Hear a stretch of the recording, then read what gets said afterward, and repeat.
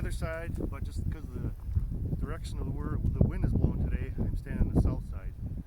We had a snow event last night, maybe 3 inches.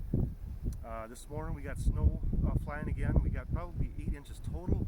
We're going to go to that in just a little bit. So we're on week 13 with our second cover crop, in week 31 with our first cover crop. We'll walk up to where we're at. So in this little spot where we cleared the snow, there was no snow in our little field here, but we do have some rye in rows. Like we got some rye here, and as it snows, it covers up our rye. Yeah, so we got some more rye here. We got rye here. So you can see that we got rye. The rye is quite a bit more greener than what we thought we were going to see.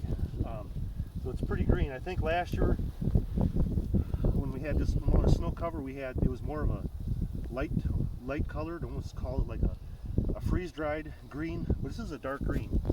We went back and looked at some videos from last year's February 1st,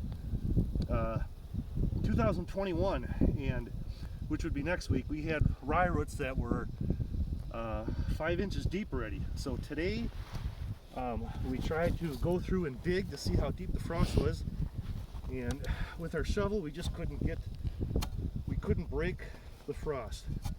So my helper and I were talking about, when we came out here, is it going to be a hard frost or a soft frost?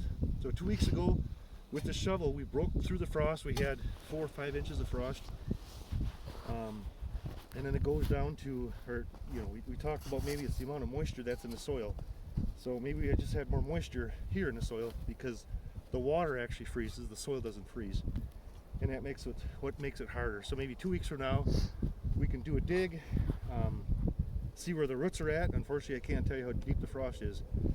So we'll shoot a video looking down the corn rows. Nothing but white snow on top, but underneath the ground, that rye is green and it's growing. And like I said earlier in the video, last year on February 1st, which would be next week, we had roots that were white and growing, and they were about 5 inches deep.